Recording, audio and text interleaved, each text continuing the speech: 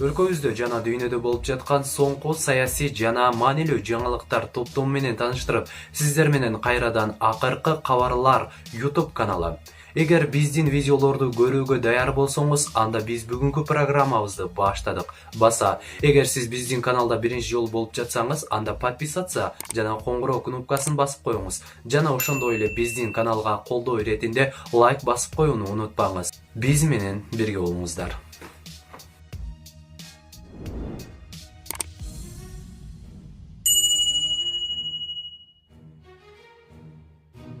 Кече 9-январда Сокулук районунун жашоочулар менен болгон жолугушуусунда президент Сооронбай Жээнбеков Кытай менен мамилени бузууну каалагандардын аракети ишке ашпастыгын эске салды.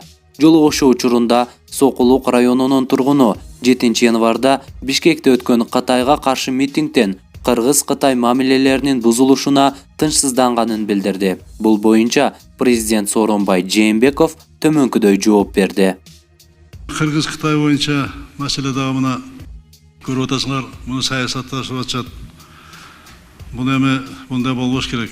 Кытай мамлекети бул биздин коңшубуз. Атабыз айтып кеткен, алыскы туугандан жакын коңшу менен жакшы бол деп. Алар бизге ошондой мамиле кылып атышат. Гранттарды берип атат.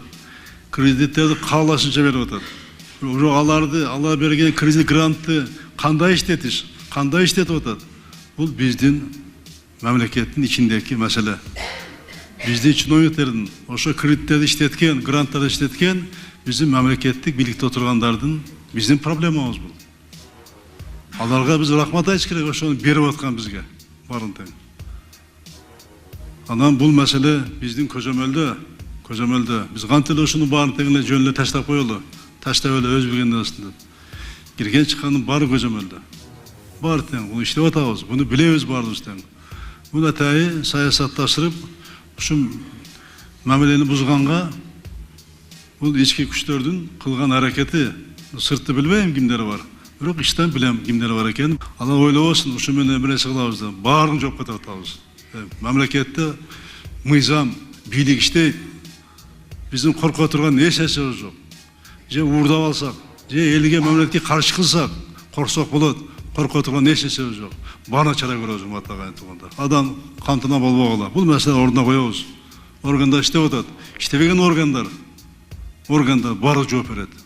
Ошондой эле президент Сооронбай Жээнбеков Кытай Кыргызстанга макулдашууларга ылайык кредит гранттарды берип жатканын, ал эми алар берип жаткан каражат кандай иштетилип жаткандыгы бул мамлекеттин ички маселеси экенин белгиледи. Кошумчалай кетсек, 7-январ күнү Ала Тоо аянтына 300дөй жаран чогулуп, анда Кыргызстанда жүргөн кытайларды өлкөдөн чыгаруу талабын да коюшкан.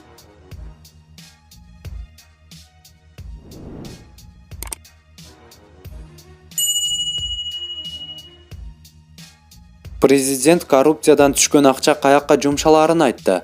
Президент Сооронбай Жээнбеков коррупция менен күрөштөн түшкөн акча Бишкек менен Чүй областарында мектептерди оңдоп курууга жумшаларын айтты. Мамлекет башчы мындай маалыматты кече 9-январда Чүй облусунун Сокулук районунун жашоочулары менен жолугушууда билдирди. Жолугушууга катышкан жергиликтүү жашоочулардын бири коррупцияга каршы күрөштөн түшкөн акча каражаты боюнча атайын эсеп ачылганын, ал боюнча иштер кандай жүрүп жатканына кызыкты. Сооронбай Жээнбеков Бишкек менен Чүй областарында мектептердин жетишсиздигин белгилеп өттү. Кошумчалай кетсек, буга чейин ачылган бирдиктүү эсепке коррупциядан түшкөн каражат 326 миллион сомдон ашканы маалымдалган.